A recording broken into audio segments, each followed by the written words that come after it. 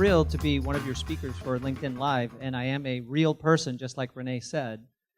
I do teach at the San Francisco State program, and that class that I teach is called the Basics and Beyond class. It's a 12-hour class, and 3 hours of it is on LinkedIn. So when they told me I had 15 minutes, I said, are you kidding me? 15 minutes on LinkedIn? So what I've taken is part of my 3 hours and then created some new material too. This isn't really slides taken from that class, but of course I cover this material in that class. That class is for people that want to work professionally for other companies using LinkedIn and Facebook and Twitter and YouTube, etc. So my topic is effective personal branding with LinkedIn. So let's go ahead and get started since we have a short amount of time. And as I said, I am used to speaking for much longer on LinkedIn, so there's a good portion of my material that has been left out. But we have 5 minutes for questions afterwards. So what I'd like you to do is think about, what did he leave out that I'd like to know more about? And please ask me those questions during that 5 minutes of time. And we'll answer as many as we possibly can without taking up Kurt's time, because Kurt only gets 20 minutes too. And Sandy only gets 20 minutes, and Troy only gets 20 minutes. All right, so here is my profile to start out. This is what it looks like right at the top. So what some people do is, up at the top here, does this have a laser in it, Oscar? Okay. All right, so up at the top, right below my name, some people choose a sentence. So if I was going to choose a sentence, I would probably choose the headline that's on one of my websites, which is, I help you take your goals from ambitious to accomplished. So if I was going to go with a one-line headline, that's probably what it would say. But instead, I use the keyword-rich headline.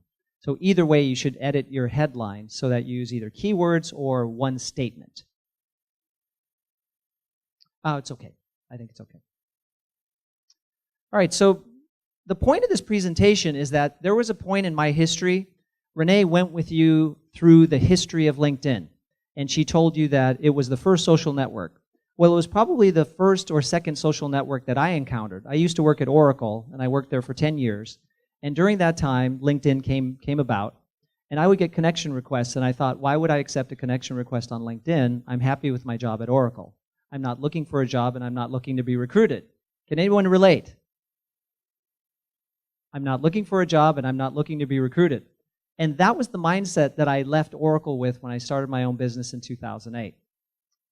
So it was a secondary social network for me. But then, something happened in 2013. After I'd been in business for almost 5 years, and not doing as well on some social networks as I thought I should be, it dawned on me that there is one social network that's actually perfect for me and my business, and it's been right under my nose for 5 years. Well, you already know what that network is because we are at LinkedIn Live. So why, though? Why did it dawn on me that LinkedIn has everything that I really need to grow my business? Well, 90% of my network is on LinkedIn. That's hard to say about any other social network, that 90% of your network is already there. Why else, though? It has the opportunity to create a deep profile with multimedia components. That wasn't always the case, but when that triggered, when you were able to put your own multimedia into your profile, I feel like your profile came alive. Because I used to teach for the San Francisco and Silicon Valley Small Business Development Centers. I used to teach a LinkedIn class. And one thing that I would say in the class is, this is the one social network that doesn't allow you to adorn your profile in any graphical way. It's the same for everybody. And I used to say that for years until multimedia came in and the hero image came in. So it has changed, and I'm glad about that. There's a premium version. What social network do you have a premium version to leverage personally? So you have that too, and you have rich posting options. There are many ways to post on LinkedIn, just as there are on other social networks. That may not be unique, but it is there for you on LinkedIn. And lastly, you have a variety of ways to engage with your connections, whether it's through the updates, whether it's in a group, whether it's through publishing long-form posts. You have a variety of different ways to engage with your connections through endorsements, recommendations, etc. So when I started putting all of this together, I realized I need to spend a lot more time on LinkedIn, but I'm not ready. So I decided that I had to get serious about LinkedIn. I don't actually have a suit and tie on today, but I am taking LinkedIn Live this serious. So I decided to suit up and get serious about what to do with LinkedIn. So then I thought to myself, okay, Well, I want people to think something about me. When they come across my profile, when they start seeing my updates, when they see me engage with them, I want them to think certain things, because this is about professional branding. So what are the words that I would like people to think when they think about Michael Neuendorf? I want them to think that I'm creative. I want them to think that I'm intelligent, generous, talented. I want them to think that I'm committed, that I'm connected, that I could be a sphere of influence for them to a connected world, that I might be someone that they'd like to connect with. I want them to think that I'm inspirational, and lastly, I want them to know that I care. Have you ever heard that statement? People don't care how much you know until they know how much you've heard that statement. So this is what I wanted people to think when they thought of Michael Neuendorf on LinkedIn. So how did I get started with suiting up? Well, I picked a good hero image. As Oscar told you, I teach a class at San Francisco State. I also teach a class at Skyline College. I teach Business 100 at Skyline. I love to teach. If I could do anything other than be a consultant and a coach and make enough money to survive in the Bay Area, I would probably be a teacher. Because I can't make enough money in the Bay Area as a teacher, I teach for fun. I teach one class at San Francisco State and co-teach one class at Skyline. But I have businesses to make a living. So I thought, what would be a good hero image for me? Of course, you can create your own custom graphic, but I went out and found one that I thought depicted part of my life. Does everyone understand what I mean when I say hero image? Because I'm using some LinkedIn terminology here. Does anyone not understand? The hero image is the graphic behind my profile box. So the graphic that you see that looks like an educator in front of a room wielding a big stick, I don't understand the big stick. I'm not really sure what part of that is, because I don't wield a big stick in my classrooms. I'm actually pretty easygoing as an instructor as long as you're doing your work. But I thought that characterizes me. On Twitter, my background profile, the picture says learn.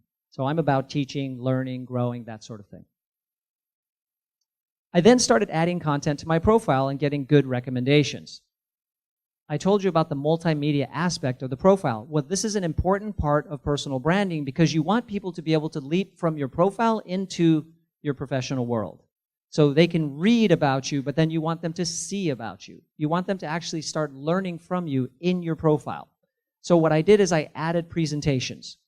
Oscar introduced me as the president of Speak Well and Sell. I also own a secondary business called The Growth Coach. Some of you may actually know that name, The Growth Coach, because I've taught seminars as the Growth Coach for many years. So I have presentations on my profile under my Growth Coach experience, but I have more than just flat slides. It's wonderful that you can link slides to your profile, but why not make it really come alive by adding video? I have a YouTube channel that's pretty successful, and I have long-form seminars on YouTube. I have seminars that are over an hour long on my YouTube channel. I don't expect that any of you would probably watch an hour seminar through my LinkedIn profile, but it's good to know that he's not just a 2-minute speaker. When I went through Dale Carnegie, all of my speeches were 2 minutes. But after that, I thought, I think I can make a longer presentation than 2 minutes. So then I went to Toastmasters and started making longer presentations there.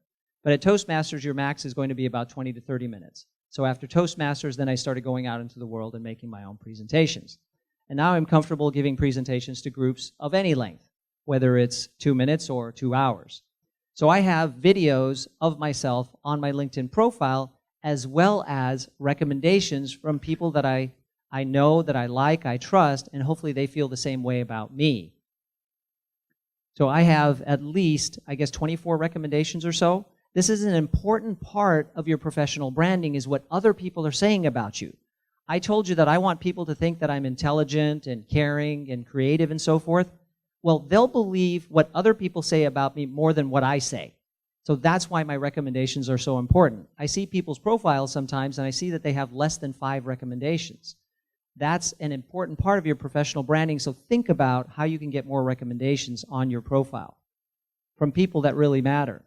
And of course, we've introduced skills and endorsements, and they've become a pretty big part of a profile, so I've taken that seriously as well. When I teach about LinkedIn, people often say, I think endorsements just don't matter. And I say, well, then do reviews of restaurants matter on Yelp? At what number do you start to feel that reviews on Yelp matter? And people typically will say, well, I don't know, 5 or 10. What about 50? When you see 50 reviews of a restaurant on Yelp, do you think that consensus score is reliable? Well, most people say yes. And it's the same thing with skills and endorsements. If 99 people have endorsed me for entrepreneurship, do you still think that that doesn't mean anything? It starts to mean something. So look at skills and endorsements in a different way if you're still skeptical about their value. I started posting content meant to enrich people, educate them. And so I take videos from my YouTube channel. I don't just put them into my profile, but I also add them to posts. So here's a post of a video taken from my YouTube channel. And typically my videos will get comments and likes, that I usually get people that will watch those videos. These are short videos. I don't post hour-long videos on LinkedIn as part of an update. I also use the tagging feature. This is a feature of LinkedIn that I feel is vastly underutilized. I think that more people really need to understand that you can tag people on LinkedIn just like you can on Facebook. People love to tag on Facebook, and yet when it comes to LinkedIn, for some reason, they drop that. So why not tag? So I use that judiciously. I don't tag every day with every post.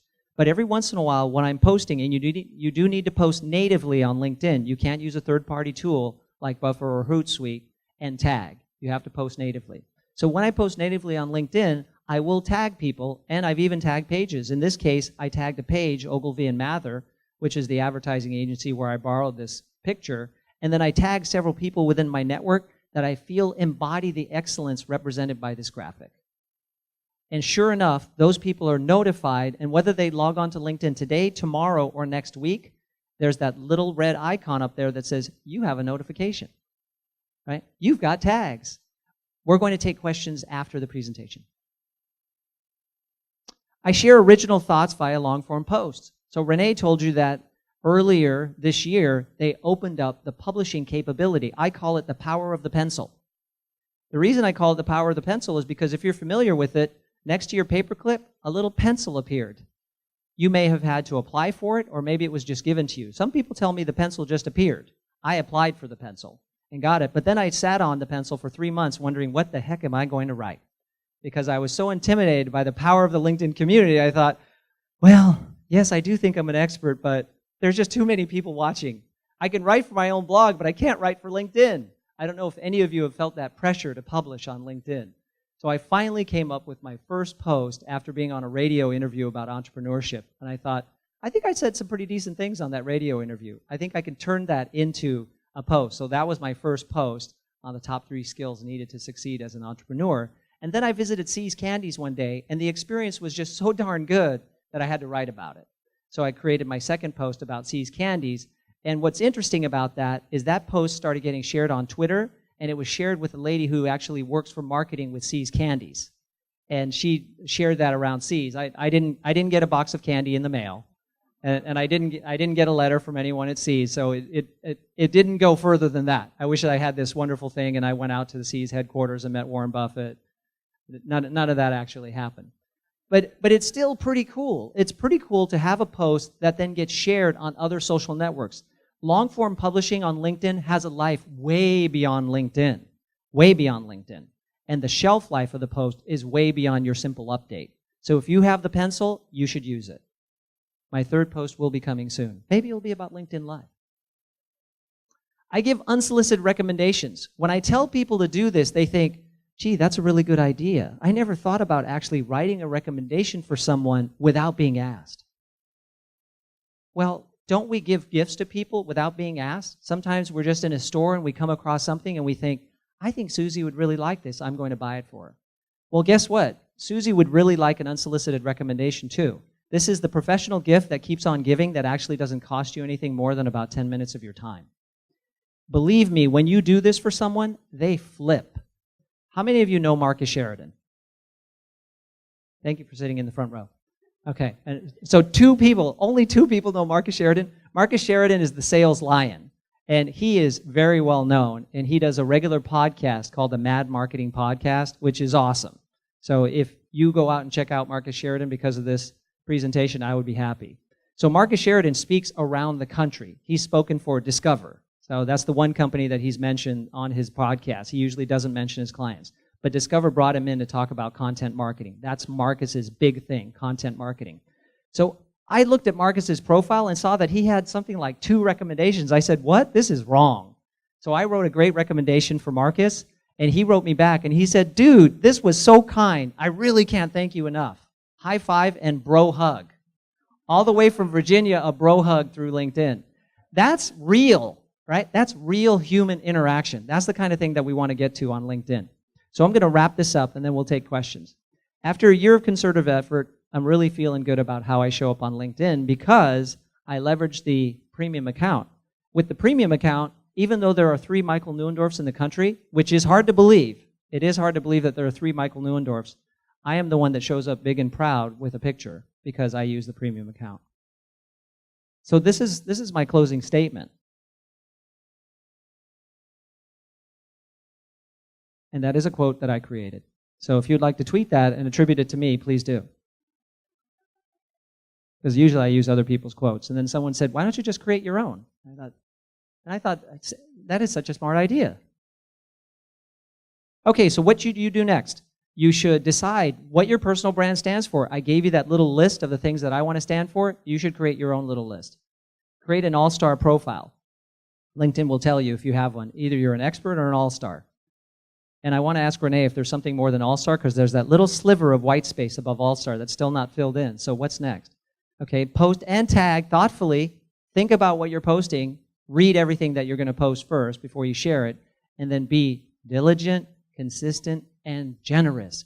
Give yourself to your connections on LinkedIn. Be really generous by endorsing, recommending, tagging, liking, sharing, commenting, and answering questions. It's that time. All right, we're going to cut it there. But I will be here through the duration of the event and happy to talk with you during the breaks or afterwards. Thank you very much.